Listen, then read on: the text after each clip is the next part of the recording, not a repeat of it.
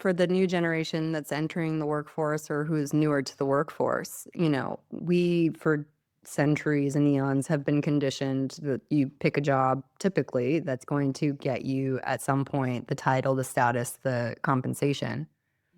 Where do they look for now? Yeah, that is an area that, I don't know what that looks like. I think that I'm seeing a lot of companies shift from a typical pyramid model to sort of a diamond model where they're shrinking the entry level roles. Mhm. And if you think about so many, especially with knowledge workers, the entry level of roles are the grunt work. My first job was total grunt work of being an analyst in M&A and strategy work, right? Today, AI can do all of that. A company doesn't have to pay a six-figure salary to a Ivy League MBA to do that kind of work. Mhm. So they're shrinking those jobs, and there aren't as many opportunities as there used to be for entry-level workers. What that requires, though, both for the individual, is to figure out, how do you find your path and how do you lean into what makes you uniquely you, right? Your zone of genius of, again, leaning into the human aspects of yourself and figuring out ways of doing that. Because even if you are a fresh graduate from college, if you are someone who's great at relationships and great at communication and great at connecting with people and great at building community, you have a very high chance of success versus someone who doesn't have those skills. It's got nothing to do with your grades. It's got nothing to do with whether companies are hiring or not. You will find your way. On the other hand, from a company standpoint, from a leadership standpoint, it behooves us to figure out how might we create an apprenticeship path for young people to build those skills and competencies and to build their careers, because career paths are going to look different. They may not look like that very linear rising up to the top until you become partner of the firm. It may look very different in terms of different pods that you participate in and gain experience and build your skills and relationships with. We normally, we normally ask like our guests what their sort of personal definition of success is. And I want to ask that question with you. I'm also curious on top of that, just in the context of everything that we've discussed here today, it feels like globally we may need to redefine our idea of success. So I have both questions for you. Like what's your personal definition of success, and are there things that you think we should adapt more broadly when we think about what a successful kind of career is in the age that we're going into?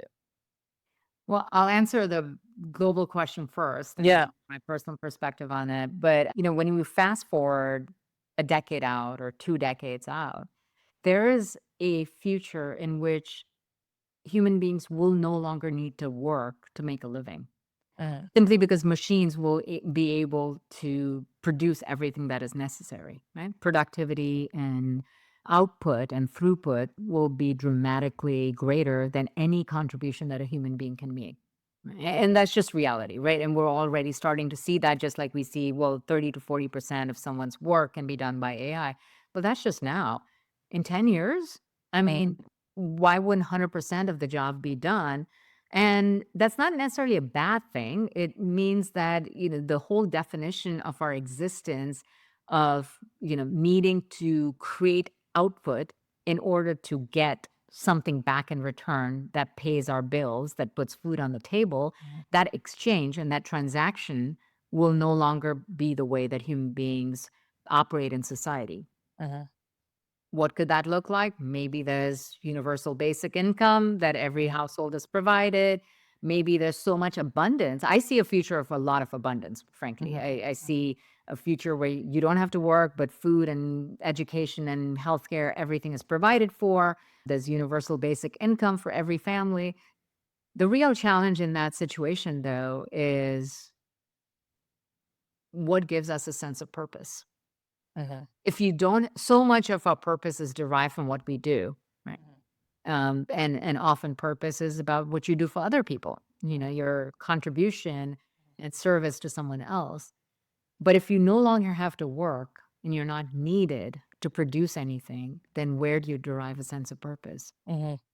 And that is something that will be an individual quest for people, whether it shows up in art, writing, service, whatever that looks like. When you divorce money from that equation and simply make it about a quest for your life, what shape does it take? And, that will become the redefinition of success, because the opposite of that is living a hopeless, purposeless life. Right. It doesn't matter what resources you have, you will not feel successful, Right. because success is achievement plus fulfillment. Right. If you're not achieving anything and you're not feeling fulfilled, it doesn't matter what metrics you're checking, you Sure. will not feel successful. So, from my perspective, that's what success has always meant to me, is living a purposeful life that is in contribution to a bigger purpose, something bigger than me, and striving towards it. It simply comes down to that, is as long as I am striving towards something and learning and growing and contributing, Yeah, that's what success looks like to me. it's fascinating. Nurturing, that's the future. Nurturing our community, nurturing each other, Yeah. creating like connection and experiences.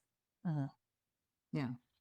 And that's why it's really, in some ways, it's a return to the original human experience Yeah.